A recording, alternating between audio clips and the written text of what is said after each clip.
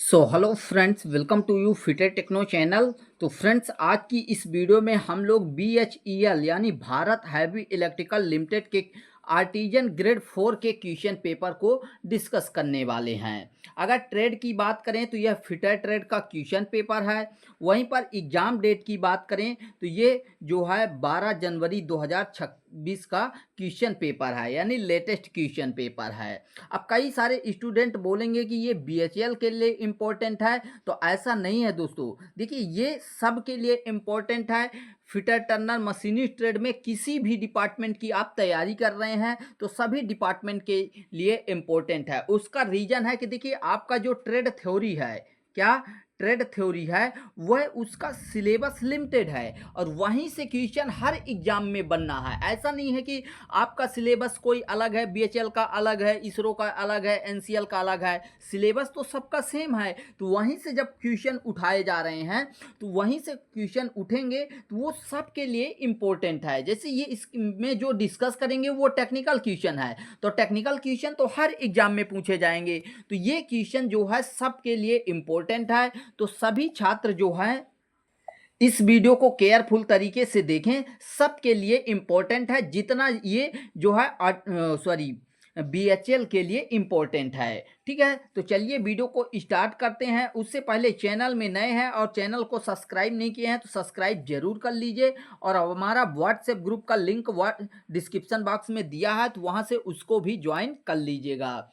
यहाँ पर पहले नंबर के क्वेश्चन में क्या बोला गया है कि निम्नलिखित में से कौन सा सामान्यतः फिटर की हैंडबुक में नहीं पाया जाता। तो जो फिटर की हैंडबुक होती है उसमें जो है स्टैंडर्ड थ्रेड डाटा होता है, अलाउंस एंड टॉलरेंस होता है और मटेरियल प्रॉपर्टी रहता है, लेकिन विद्युत तारों के कलर कोड नहीं रहते। तो यहाँ पर थर्ड ऑप्शन ही आपका राइट आंसर हो जाएगा।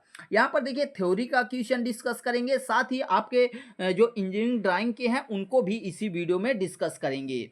ठीक है, तो यहाँ पर अगले क्वेश्चन में क्या बोला गया कि 30 मीटर पर मिनट की कर्तन चाल और 24 mm का व्यास वाली उच्च चाल ड्रिल के लिए RPM की गणना कीजिए। तो देखिए, RPM का गणना करने का फार्मूला क्या होता है। इसका फार्मूला होता है आपका कटिंग स्पीड बराबर π/d/n बटा 1000। ये आपका फार्मूला है और RPM का मतलब आपका हो जाएगा n। तो n आपको जब फाइंड आउट करना है तो आपका फार्मूला क्या बनेगा, n बराबर हो जाएगा कटिंग स्पीड इंटू 1000 अपान πd हो जाएगा। ठीक है, अब यहाँ पर कटिंग स्पीड आपकी कितनी दी गई है, 30 मीटर पर मिनट। थोड़ा सा यहाँ पर लिखते हैं, 30 मीटर पर मिनट मल्टीप्लाई कर देंगे 1000 से।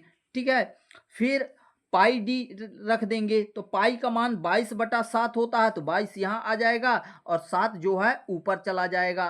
ठीक है, अब d आपका दिया है यहाँ पर कितना है, 1 मिनट 24 mm है। ठीक है, तो यहाँ पर गुणे 24 कर देंगे। ठीक है, ये मीट्रिक का है। अब इसको आप सॉल्व कर दीजिए। तो यहाँ पर आप सॉल्व कर सकते हैं, 6 चौको 24 और यहाँ पर 25 चौको 100 हो जाएगा। अब इस 6 से 6 पंचे 30 यहाँ से काट दीजिए। अब आपका 25 पंचे 125, 125 गुणे क्या यहाँ पर लिख लेते हैं, 125 गुणे 7/22 आपका निकल के आएगा। यदि इसको कैलकुलेट करेंगे तो आपका 398 के आसपास आ जाएगा। ठीक है, तो यहाँ पर 398 ए ऑप्शन में मिल जाता है, तो यही आपका राइट आंसर बन जाएगा। अगले क्वेश्चन में क्या बोला गया है कि ड्रिलिंग मशीन का वह प्रकार क्या कहलाता है जिसमें उभयनिष्ठ टेबल समन्वयोजन यानी कॉमन टेबल असेंबली पर कई ड्रिल लगे होते हैं। तो गैंग ड्रिलिंग मशीन में ऐसा सिस्टम होता है। बी ऑप्शन करेक्ट आंसर होगा। अगले क्वेश्चन में पूछा गया है कि प्लग प्रमापी यानी प्लग गेज के गो पक्ष को किसको जांचने के लिए अवकल्पित किया गया है।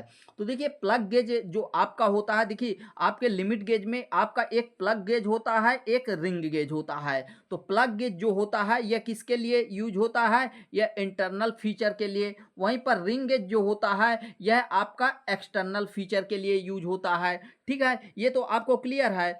लेकिन जो प्लग गेज का गो वाला सिरा है वह किसको मापने के लिए या जांचने के लिए प्रयोग किया जाएगा? तो अधिकतम सामग्री प्रतिबंध, यहाँ पर गो वाला जो है अधिकतम सामग्री वाले में और नो गो वाला जो है मिनिमम हो जाएगा। तो यहाँ पर 4 ऑप्शन आपका करेक्ट आंसर हो जाएगा। सॉरी, यहाँ पर आपका राइट आंसर जो होगा वो बी ऑप्शन होगा, न्यूनतम, क्योंकि जो गो साइड है वह आपका मटेरियल के अंदर जाना चाहिए, लेकिन नो गो जो होना चाहिए वो नहीं जाना चाहिए। तो इस कंडीशन में आपका राइट आंसर जो है सेकंड वाला ऑप्शन होगा, ये रॉन्ग हो जाएगा। क्लियर।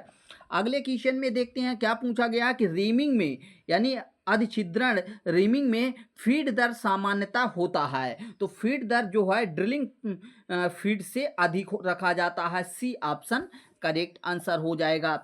अगले क्वेश्चन में क्या बोला गया है कि अभिकर्तक यानी स्निप द्वारा अनिवार्य रूप से किया जाने वाला ऑपरेशन क्या है? तो सीट मेटल का कटिंग जो है स्निप के द्वारा हम कर सकते हैं, थर्ड ऑप्शन आपका राइट आंसर हो जाएगा। अगले क्वेश्चन में बोला गया है कि आर्क वेल्डिंग में इलेक्ट्रोड व्यास के चयन का मूल मानदंड क्या है, यानी किसके आधार पर इलेक्ट्रोड का डायामीटर चयनित होता है? तो वह पदार्थ की मोटाई पर, जो हमारा जिस मटेरियल पर हम क्या कर रहे हैं, वेल्डिंग करना है, तो उस वेल्ड मटेरियल के थिकनेस के ऊपर जो है हमारे इलेक्ट्रोड का डायामीटर डिपेंड करता है, थर्ड ऑप्शन राइट आंसर हो जाएगा। अगले क्वेश्चन में बोला गया कि ग्राइंडिंग व्हील की संरचना किसको इंगित करती है? तो ग्राइंडिंग व्हील की जो स्ट्रक्चर होता है तो वह अपघर्षक कणों के बीच का अंतराल, जैसे मान लीजिए ये क्या है, आपका कोई ग्राइंडिंग व्हील है, अब यहाँ पर ये अपघर्षक कण बने हुए हैं, ठीक है, तो इनके बीच में जो पोर्स हैं, गैप हैं, तो वो क्या है, उसके ऊपर ही अंतराल को ही, अपघर्षित कणों के बीच के अंतराल को ही ग्राइंडिंग व्हील की संरचना कहा जाता है। अगर जो है ग्राइंडिंग व्हील के बीच में गैप ज़्यादा होगा तो वो क्या है, गैप ज़्यादा होगा तो उस कंडीशन में हमारा कोर्स बनेगा, लेकिन जब गैप कम बनेगा, हमारे जो ये कण रहेंगे ये बड़े हो जाएंगे, तो वो फाइन कहलाएगा। ठीक है, तो ये आपको ध्यान रखना है। अगले क्वेश्चन में क्या बोला गया है कि यदि अधिछिद्रण यानी रीमिंग के दौरान छूट बहुत अधिक है, यानी जो अलाउंस दिया गया है वो बहुत अधिक है, तो संभावित परिणाम क्या होगा? तो जब हम जो है अधिक अलाउंस दे देंगे तो वहाँ पर अतिभरण, चैटर और खराब पृष्ठ परिसज्जा यानी सरफेस फिनिश खराब प्राप्त होगी, वहाँ पर यदि अधिक जो है रीमिंग अलाउंस दे दिया जाएगा तो, यानी अधिक उसमें लोड पड़ेगा, चैटरिंग मार्क आएंगे और खराब सरफेस फिनिश आपको प्राप्त होगी। 10वें नंबर में पूछा गया कि काउंटर सिंकिंग का मुख्य उद्देश्य क्या होता है? तो ये क्या होता है, इसमें क्या है, होल के एंड को हम क्या करते हैं, टेपर कर देते हैं, तो वही है छिद्र में एक टेपरित प्रवेश द्वार प्रदान करना, ये जो है हमारा उद्देश्य होता है काउंटर सिंकिंग का। तो यहाँ पर 4 ऑप्शन करेक्ट आंसर हो जाएगा।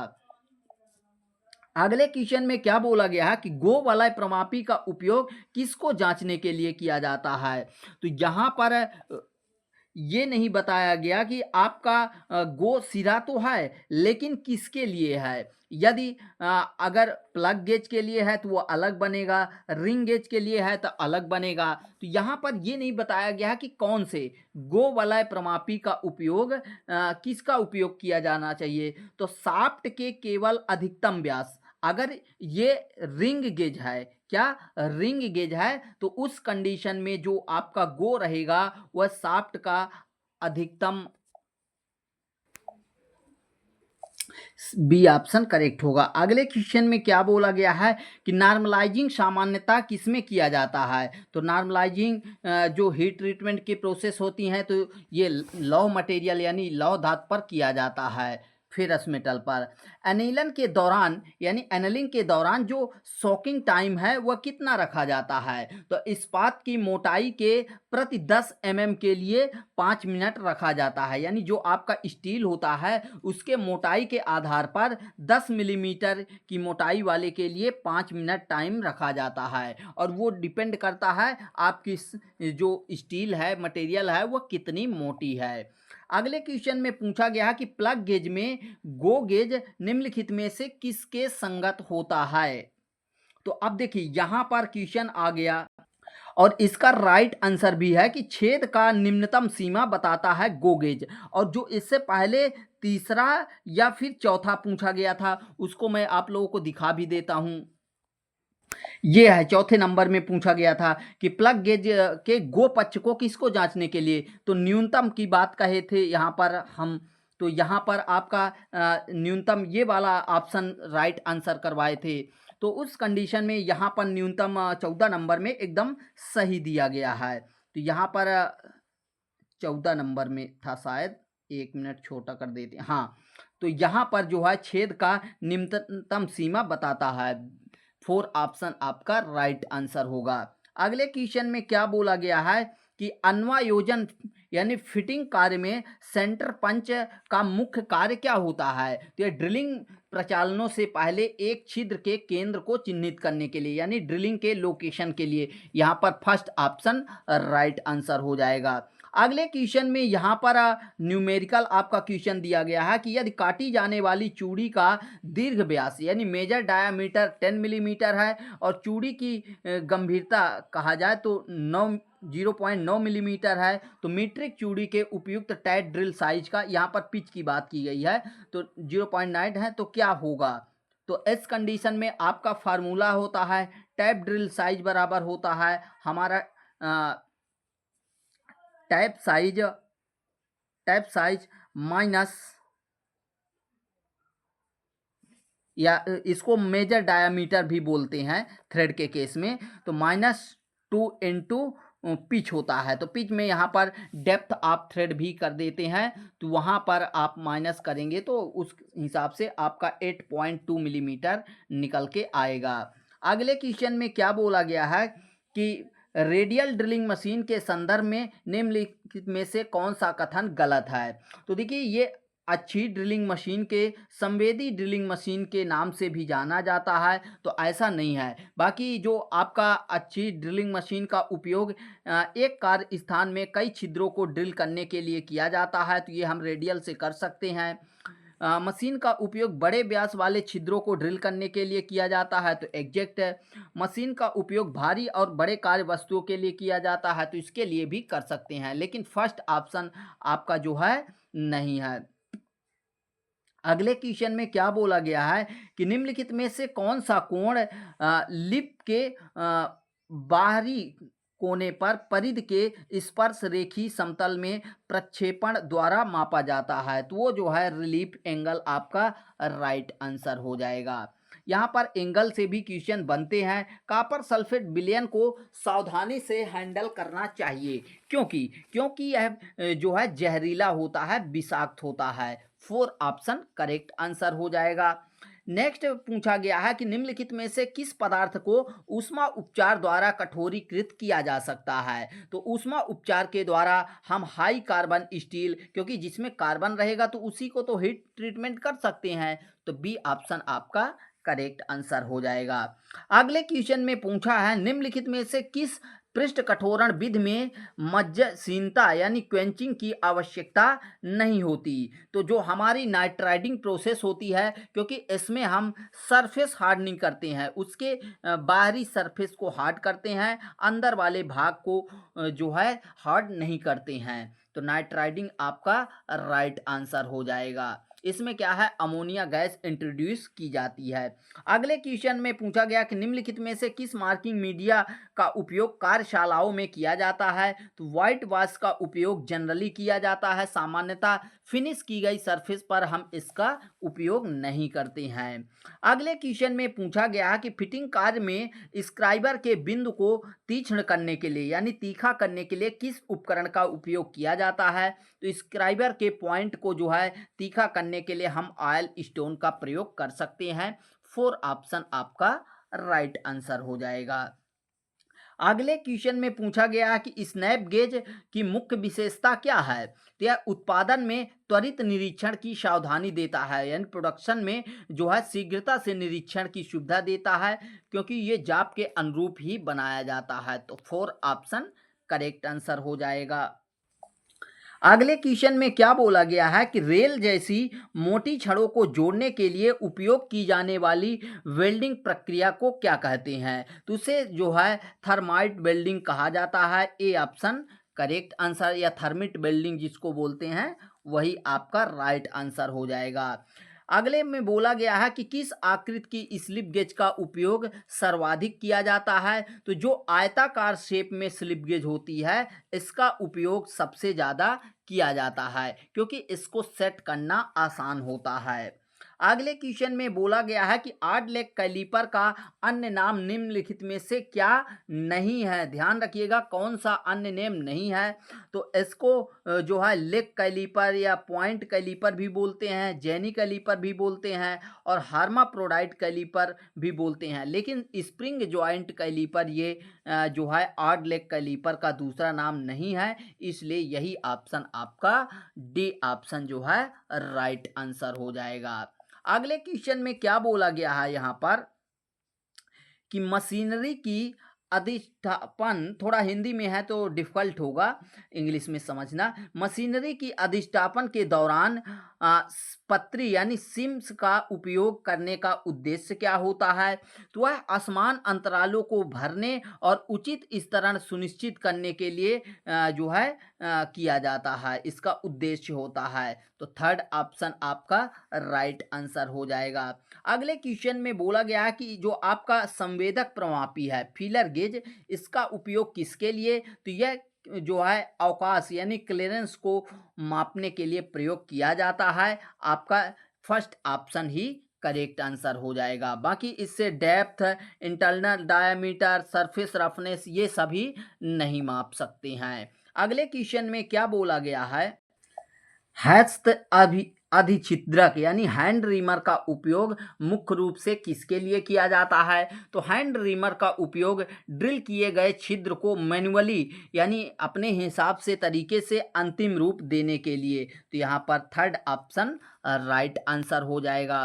अगले क्वेश्चन में पूछा गया है कि निरोध अनुरक्षण के लिए पदार्थ का प्राक्कलन करते समय ग्रीस या तेल जैसे उपभोज्यों के लिए अतिरिक्त भत्ता यानी अलाउंस क्यों जोड़ा जाता है? तो यह प्रयोग के दौरान अधिप्लाव या अपव्यय हेतु उत्तरदायी होने के लिए होते हैं, यानी कुछ खराब हो जाते हैं, एक्स्ट्रा हो जाते हैं, तो इसके लिए इनको अलाउंस दिया जाता है। तो फोर ऑप्शन करेक्ट आंसर हो जाएगा। अगले क्वेश्चन में बोला गया है कि ड्रिल के चरम अग्र यानी एक्सट्रेम टिप पर पार्श्व के प्रतिच्छेदन के कारण बनने वाले लघु कोर यानी शॉर्ट एज को क्या कहा जाता है? तो उसे जो है डेड सेंटर कहा जाता है। फर्स्ट ऑप्शन ही आपका राइट आंसर हो जाएगा। यहाँ पर बात की जा रही है तो उसको जो है डेड सेंटर बोला जाता है। अगले क्वेश्चन में क्या बोला गया है कि निम्नलिखित में से कौन सा आर्क वेल्डिंग में वेल्डिंग तापी दक्षता को सर्वोत्तम रूप से परिभाषित करता है? तो गलाने के लिए उपयोग की जाने वाली ऊष्मा और आर्क द्वारा उत्पन्न कुल ऊष्मा का अनुपात, ये जो है हमारे तापी दक्षता को परिभाषित करता है। फर्स्ट ऑप्शन करेक्ट आंसर हो जाएगा। देखिए ज़्यादातर क्वेश्चन आपके जो डिपार्टमेंटल होते हैं वो राइट ही मानते हैं, वही 2-4 क्वेश्चन में डाउटफुल कर देते हैं। अगले क्वेश्चन में क्या बोला गया है कि विषम पात कैलीपर यानी ऑड लेग कैलीपर कौन सा माप प्रदान करते हैं? तो यह साइज को मानक स्केल पर स्थानांतरित करते हैं, माइक्रोमीटर से पाठ्यांक द्वारा ये नहीं कर सकते हैं। जेनी कैलीपर स्केल पर प्रत्यक्ष पाठ्यांक द्वारा डिजिटल प्रदर्शन करना ये भी नहीं कर सकते हैं। तो ऑप्शन के अकॉर्डिंग साइज को स्केल पर स्थानांतरित करके ऑप्शन के अकॉर्डिंग यही ऑप्शन राइट आंसर होगा। बाकी अगले क्वेश्चन में देखिए यहाँ पर इंग्लिश होता तो ज़्यादा क्लियर हो पाता हर क्वेश्चन। अगले क्वेश्चन में बोला गया कि खुरदरी सतहों के नीले रंग से मिलान के लिए निम्नलिखित में से किस रंग का विलेपन का उपयोग किया जाता है? तो नीले रंग की बात की गई है, इसलिए आपका प्रशियन ब्लू आपका राइट आंसर हो जाएगा। अगले क्वेश्चन में बोला गया है कि निम्नलिखित में से क्या निवारक अनुरक्षण के अंतर्गत आता है? तो हमारा निवारक अनुरक्षण जो होता है मेंटेनेंस, उसमें प्रत्येक 100 घंटे के प्रचालन के बाद मशीनरी के गतिशील भागों का स्नेहन किया जाता है, लुब्रिकेंट किया जाता है। तो थर्ड ऑप्शन राइट आंसर हो जाएगा। चिन्हांकन वाली रेखाओं को किस प्रकार हटाया जाता है? तो यानी जो आप मार्किंग कर लेते हैं तो उसके बाद आप उसको मार्किंग करने के बाद जो है रेखाओं को कैसे हटाते हैं? तो जल से धोकर या कपड़े से पोंछकर। फोर ऑप्शन राइट आंसर हो जाएगा। अगले क्वेश्चन में बोला गया कि साइन बार का प्राथमिक उपयोग क्या है? तो कोणों को परिशुद्ध रूप से मापना या निर्धारित करना, यह हमारे साइन बार का प्राथमिक वर्क होता है। अगले क्वेश्चन में बोला गया कि निम्नलिखित में से क्या नियमित अनुरक्षण का एक लाभ है? यानी जो है अतिरिक्त पुर्जों के अनुरक्षण और ऑर्डर करने की आसान योजना, यानी यहाँ पर थोड़ा सा नीचे कर देते हैं, हाँ, ऑर्डर करने की आसान योजना राइट आंसर हो जाएगा। रूटीन मतलब आपका नियमित अनुरक्षण, अतिरिक्त पुर्जों के अनुरक्षण यानी मेंटेनेंस और ऑर्डर करने की आसान योजना। थोड़ा सा हिंदी नहीं है, सॉरी इंग्लिश नहीं है, तो क्वेश्चन जो है क्लियर नहीं हो पा रहे हैं। अगले क्वेश्चन में बोला गया कि मशीन अधिछिद्रक की तुलना में हस्त अधिछिद्रक में दीर्घ lead taper, longer lead taper क्यों होता है? तो जो आपका मशीन रीमर होता है उसकी छिद्रक की बात की जा रही है, तो आई थिंक मशीन रीमर की ही बात की जा रही है। मशीन रीमर की अपेक्षा में जो हैंड रीमर होते हैं उनका टेपर लीड अधिक होता है, मतलब थ्रेड में भी ऐसा होता है, टाइप में भी। तो वो क्या होते हैं? छिद्र के साथ क्रमिक प्रविष्टि और उचित संरेखण के लिए, अलाइनमेंट के लिए प्रयोग किए जाते हैं। यहाँ पर फोर ऑप्शन करेक्ट हो जाएगा। हैंड रीमर इस वजह से अलग होते हैं। देखिए थोड़ा सा हिंदी बस है, इंग्लिश नहीं है, तो क्लियर नहीं हो पा रहे हैं क्वेश्चन। जब हम इन्हीं को इंग्लिश और हिंदी दोनों लैंग्वेज में कर देते हैं और वहाँ से डिस्कस करते हैं, तो आप लोगों के द्वारा कमेंट किया जाता है कि ये इस डिपार्टमेंट का क्वेश्चन नहीं है, कहीं दूसरे जगह से आप उठा रहे हैं, तो वो थोड़ा सा दिक्कत होती है। बाकी अगर आप लोगों को ऐसा इशू ना रहता तो इसको हम जो है पहले पीपीटी में कन्वर्ट करते, जो कि हिंदी और इंग्लिश दोनों में रहता, तो वहाँ से आप लोगों का बेहतर क्लियर होता। बाकी आप लोगों का अब क्या राय है? पहले तो आप लोग ऐसा बोलते थे, बाकी आप लोग कमेंट बॉक्स में कमेंट करके ज़रूर बताइएगा कि मतलब जो डिपार्टमेंट केवल एक ही लैंग्वेज में क्वेश्चन दे रहा है तो उसको हम दोनों लैंग्वेज में कन्वर्ट करके अलग से डिस्कशन कर सकते हैं या नहीं, तो ज़रूर बताइएगा। अगले क्वेश्चन में बोला गया है कि हस्त खांच औजारों को बनाने के लिए किस पदार्थ का सबसे अधिक उपयोग किया जाता है? तो हैंड ग्रुप टूल जो होते हैं उनका प्रयोग कठोरीकृत इस्पात में सबसे ज़्यादा किया जाता है। अगले क्वेश्चन में बोला गया है 42 नंबर में कि निम्नलिखित में से कौन सा ट्राई स्क्वायर का कार्य नहीं है? तो यह पृष्ठ की असमतलता के मापन करता है। तो ये जो है पृष्ठ की असमतलता यानी इसको जो है नहीं माप सकता है। बाकी यह पृष्ठ की वर्गता की यानी स्क्वायरनेस की जांच कर सकता है, समकोण पर सेट कर सकता है, समतलता की जांच कर सकता है, लेकिन सी ऑप्शन नहीं कर सकता है, इसलिए यही ऑप्शन आपका राइट आंसर होगा। अगले क्वेश्चन में बोला गया कि स्क्राइबिंग ब्लॉक का उपयोग किया जाता है। यह समानांतर रेखाओं को चिन्हित करने के लिए स्क्राइबिंग ब्लॉक प्रयोग किए जाते हैं। अगले क्वेश्चन में पूछा गया कि ड्रिल का कौन सा पैरामीटर प्रत्यक्ष रूप से उसकी नोक के लक्षणों और स्थिति से निर्धारित होता है? तो कटिंग एफिशिएंसी से जो है निर्धारित होता है, कर्तन दक्षता से। अगले क्वेश्चन में बोला गया है कि ड्रिल द्वारा एक घूर्णन में, यानी ड्रिल द्वारा एक कंप्लीट घूर्णन में वर्क पीस में तय की गई दूरी क्या कहलाता है? तो वह फीड रेट कहलाता है। यानी एक जब हमारा ड्रिल एक राउंड कंप्लीट करता है तो वह एक्सिस के पैरेलल मापा जाए कि वर्क पीस में कितने अंदर दूरी तय किया है, तो वह फीड दर कहलाता है। बी ऑप्शन करेक्ट आंसर हो जाएगा। अगले क्वेश्चन में क्या बोला गया है कि एक सूक्ष्ममापी गंभीरता प्रमापी यानी माइक्रोमीटर डेप्थ गेज में थिम्बल के एक पूर्ण टर्न के लिए यानी घूमने के लिए विस्तारक क्षण की एडजस्टमेंट कितनी होनी चाहिए? तो वह 0.5 मिलीमीटर का पिच होता है, तो अपने पिच के बराबर 4 ऑप्शन जो है राइट आंसर हो जाएगा। अगले क्वेश्चन में क्या बोला गया है यहाँ पर कि सीमा प्रमापन में यानी लिमिट गेज में अस्तिनास्त प्रमापी यानी नो गो गेज क्या जांचता है? तो देखिए यहाँ पर सीमा प्रमापन बोला गया है, लिमिट गेज, तो अस्ति नो गो गेज बोला गया है, तो रिंग गेज है, प्लग गेज है, क्लियर नहीं है। तो ऑप्शन के अकॉर्डिंग राइट आंसर माना गया है न्यूनतम मेटल कंडीशन के लिए एक समय में एक बीमा। तो यहाँ पर थर्ड ऑप्शन जो है करेक्ट माना गया है।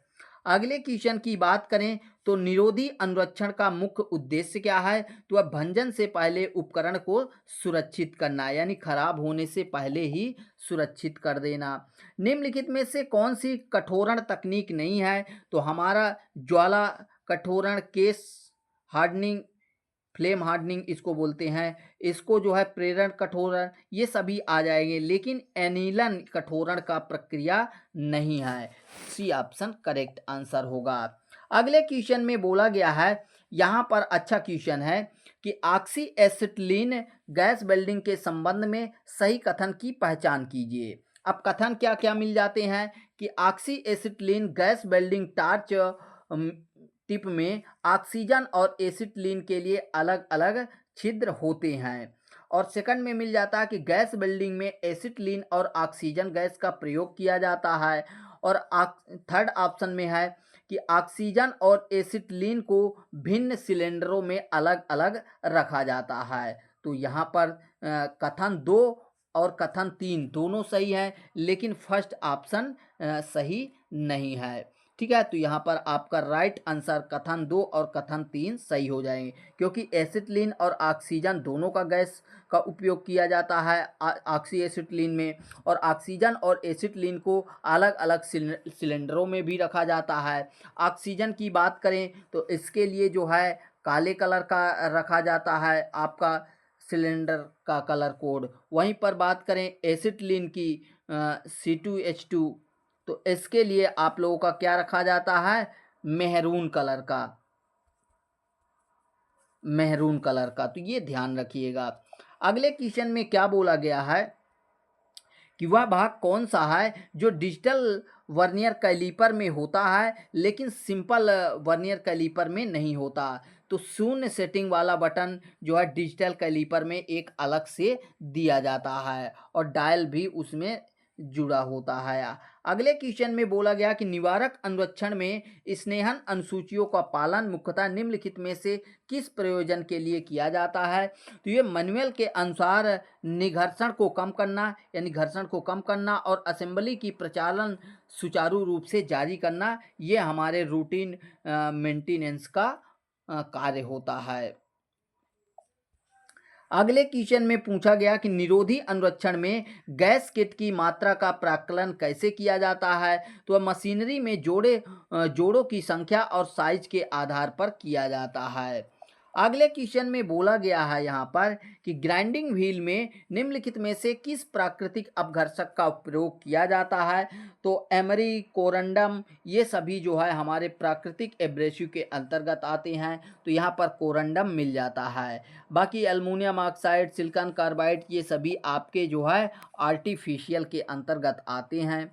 अगले क्वेश्चन में पूछा गया है कि ऑक्सी एसिटिलीन गैस वेल्डिंग में ऑक्सीजन और एसिटिलीन का आयतन अनुपात प्रायः अनुपात 1.6:1 है। उत्पन्न ज्वाला की प्रकृति क्या है? तो वह जो है ऑक्सीकृत ज्वाला अगर इस अनुपात में रखा गया यानी 1 दशमलव है ये 1.6:1, जिसमें क्या है कि ऑक्सीजन आपकी 1.6 है और एक आपकी एसिटिलीन है, तो इसमें ऑक्सी कारक ज्वाला प्राप्त होगी, इसमें ऑक्सीजन ज़्यादा रहेगी। ठीक है, तो ए ऑप्शन करेक्ट आंसर हो जाएगा।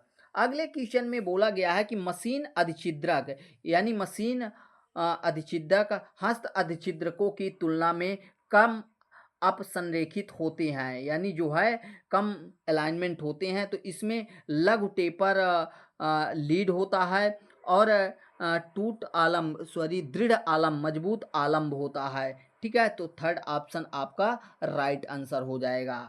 टाइप की बात की गई थी, सॉरी रीमिंग की बात की गई थी, अधिछिद्रण यहाँ पर बोला गया था और अधिछिद्रण यहाँ पर भी है। तो रीमिंग अलाउंस मुख्यतः रूप से किस पर निर्भर करता है? तो ये आपके कार्य सामग्री की कठोरता और छिद्रण साइज, किस साइज का आप जो है रीमिंग कर रहे हैं, और साथ में आपके मटेरियल के हार्डनेस और सॉफ्टनेस के ऊपर डिपेंड करता है। तो सी ऑप्शन राइट आंसर हो जाएगा। अगले क्वेश्चन में बोला गया कि प्रायः किस प्रकार के इस्पात का पृष्ठ कठोरण किया जाता है? तो वहाँ पर अभी जो है लौह पूछा गया था, ऐसा कुछ ऑप्शन था, और यहाँ पर लो कार्बन स्टील। तो यहाँ पर आपका फर्स्ट ऑप्शन ही राइट आंसर होगा। अगले क्वेश्चन में बोला गया कि लाल लेड चूर्ण को किसके साथ मिश्रित करके लाल लेड पेस्ट तैयार किया जाता है? तो यहाँ पर तेल के साथ जो है मिलाकर किया जाता है। अब यहाँ पर देखिए क्लियर नहीं है, क्योंकि यहाँ पर तारपीन तेल का ही यूज किया जाता है और यहाँ पर तारपीन अलग से दिया गया है। तो इस कंडीशन में आपका थोड़ा सा दिक्कत है। अगर इंग्लिश में क्या दिया, केवल अगर ऑयल दिया हुआ है यहाँ पर, तो ये आपका रॉन्ग हो जाएगा। उस कंडीशन में आपका तारपीन हो जाएगा, क्योंकि लाल लेड चूर्ण जो होता है वह तारपीन के तेल का उपयोग किया जाता है। तो अगर इंग्लिश में भी तारपीन है तो ये आपका फर्स्ट ऑप्शन राइट होगा, सेकंड जो है इनकरेक्ट हो जाएगा। अगले क्वेश्चन में क्या बोला गया है कि कुल उत्पादक अनुरक्षण का मुख्य अवयव निम्नलिखित में से कौन सा है? तो प्रभावी मशीन प्रचालन सुनिश्चित करने के लिए अनुरक्षण गतिविधियों में कर्मचारियों को शामिल करना, ये कुल उत्पादक मेंटेनेंस यानी मुख्य अवयव बन के निकलेगा। अगले क्वेश्चन में क्या बोला गया है कि निश्चित समय पर मशीनरी के प्रत्यावस्थान यानी ओवरहालिंग का मुख्य उद्देश्य क्या है? तो इसका मुख्य उद्देश्य होता है कि मशीन को उसकी मूल कार्य करने की स्थिति में लाया जाए और विश्वसनीयता में पुनः स्थापित करना। यानी ओवरहालिंग में हम करते क्या है कि उसकी पूरा पुर्जे पुर्जे खोल करके ओवरहालिंग करते हैं, मतलब पुनः से जो है रिफ्रेश करते हैं, ताकि उसकी जो कार्य करने की विधि है वह सेम एज इट इज बनी रहे, उसमें खराबी ना आए और उसकी जो विश्वसनीयता है वह वैसी ही बनी रहे। अगले क्वेश्चन में बोला गया कि ग्राइंडिंग के दौरान कार्य वस्तु को आलम्ब प्रदान करने के लिए बेंच ग्राइंडर के भाग को डॉट डॉट कहा जाता है, तो उसे टूल रेस्ट कहा जाता है, जो कि ग्राइंडर के जस्ट नीचे जो है प्रोवाइड कराया जाता है। अगले क्वेश्चन में पूछा गया है कि कठोर इस्पात की ग्राइंडिंग के दौरान उच्च पृष्ठीय परिशुद्धता प्राप्त करने के लिए यानी उच्च सरफेस फिनिश प्राप्त करने के लिए किस प्रकार के ग्राइंडिंग व्हील सबसे उपयुक्त रहेंगे? तो उस कंडीशन में फाइन ग्रेन वाला जो है आपका सॉफ्ट व्हील वाला जो है मृदु व्हील और सूक्ष्म कड़ी वाला फाइन ग्रेन वाला जो है प्रयोग किया जाएगा। तो थर्ड ऑप्शन आपका राइट आंसर हो जाएगा। अगले क्वेश्चन में बोला गया है कि निम्नलिखित में से किस ड्रिलिंग मशीन का उपयोग एक साथ कई छिद्र बनाने के लिए किया जाता है? तो मल्टी स्पिंडल ड्रिलिंग मशीन का उपयोग जो है हम एक साथ इसके द्वारा कई छेद बना सकते हैं। अगले क्वेश्चन में बोला गया कि अनुरक्षण के दौरान मेंटेनेंस के दौरान मशीनरी को असेंबल करते समय बल घूर्ण विनिर्देश का अनुसरण करना क्यों आवश्यक है? तो बोल्ट को अत्यधिक कसने या कम कसने से बचने के लिए जो विफलता का कारण बन सकता है, तो उससे बचने के लिए अनुसरण ऐसा किया जाता है। ना उसको जितना दिया गया है उससे ज़्यादा लगाया जाता न कम। अगले क्वेश्चन में बोला गया है कि स्थापना के दौरान संस्थापन के दौरान मशीन की लेवलिंग करने का मुख्य प्रयोजन है। तो सटीकता सुनिश्चित करना और प्रचालन में विरूपण टूटने वगैरह फूटने वगैरह की सुरक्षा प्रदान करना जो है लेवलिंग का उद्देश्य होता है। अगले क्वेश्चन में बोला गया कि कौन सी ड्रिलिंग मशीन क्रमिक संचालन के लिए कार को स्पिंडल से स्पिंडल पर ले जाने के लिए उपयोग की जाती है। तो वह गैंग ड्रिलिंग मशीन होती है जिसमें जो है क्रमिक संचालन प्रोड्यूस किया जाता है। 4 ऑप्शन राइट आंसर होगा। अगले क्वेश्चन में बोला गया है कि संख्या गेज ड्रिल साइज प्रणाली के संबंध में निम्नलिखित में से कौन सा कथन सही है। यानी जो है आपका नंबर ड्रिल साइज की बात करें तो नंबर में वृद्धि के साथ ड्रिल की साइज में कमी होती है। ये जो है आपका राइट आंसर हो जाएगा। जैसे जैसे आपका जो है नंबर ड्रिल साइज गेज होते हैं, नंबर ड्रिल गेज, तो उसमें जैसे जैसे नंबर इंक्रीज होगा तो आपका साइज जो है उसके अपोजिट होगा, क्योंकि साइज और नंबर ये एक दूसरे के व्युत्क्रमानुपाती होते हैं। अगले क्वेश्चन में बोला गया कि स्टड निष्कर्षण मुख्यतः किसके लिए प्रयोग किया जाता है। तो ये जो है स्टड आपका कार्य वस्तु से टूटे हुए या टाइट स्टड को हटाना, मतलब टूटे हुए फूटे हुए उसमें टूट गए हैं तो उनको जो है निकालने के लिए प्रयोग किया जाता है स्टड एक्सट्रैक्टर का। ठीक है। नेक्स्ट एंड आज की वीडियो का लास्ट क्वेश्चन क्या बोल रहा है कि रेड लेड को रासायनिक रूप से किसके नाम से जाना जाता है। तो लेड टेट्रा ऑक्साइड जो है आपका राइट आंसर हो जाएगा। अगले क्वेश्चन में यहाँ पर आपके अब इंजीनियरिंग ड्राइंग से आ जाते हैं, तो इनको आप लोग देख सकते हैं। मैं आप लोगों को यहाँ पर शो कर देता हूँ। जैसे यहाँ पर बोला गया कि 1 मीटर में कितने सेंटीमीटर होते हैं, तो 100 होते हैं। कौन सी सामग्री परिच्छेदी दृश्य में पास पास स्थित विकर्ण रेखाओं का ऊपर उपयोग करती है। तो यहाँ पर हिंदी बस अवेलेबल है, इंग्लिश अवेलेबल नहीं है, इस वजह से थोड़ा सा डिफ़िकल्ट है सॉल्व कराना। बाकी आप लोग कहेंगे तो इसको हम अलग से हिंदी और इंग्लिश दोनों लैंग्वेज में जो है सॉल्व कर दूंगा। बाकी आप लोग इसके लिए कमेंट करके ज़रूर बताइएगा। ये जो है आपके नॉन टेक वाले क्वेश्चन है, जैसे आपके इंजीनियरिंग ड्राइंग से, वर्कशॉप कैलकुलेशन से। जैसे A0 का साइज पूछ लिया गया तो 841 गुणे 1189 mm होता है। निम्नलिखित में से कौन सी ड्राइंग शीट आमाप में सबसे बड़ी होती है। तो सबसे बड़ी जो है आपकी A0 होती है, फिर उसके बाद छोटे होती जाती हैं A1, A2, A3 ऐसे करके। यहाँ पर पूछा गया है आपका वर्गमूल वगैरह। तो ये सिंपल क्वेश्चन है। बाकी इसका PDF भी आप लोगों को जो है चैनल पर प्रोवाइड करा दिया जाएगा। उसके लिए आपको व्हाट्सएप ग्रुप का लिंक दिया है, तो वहाँ से ज्वाइन कर लीजिए, वहाँ पर ये PDF दे दिया जाएगा। और टेलीग्राम में अगर आप बाद में आ रहे हैं, जिस दिन अपलोड हो रहा है उस दिन आएंगे तो आपको व्हाट्सएप में ही मिल जाएगा।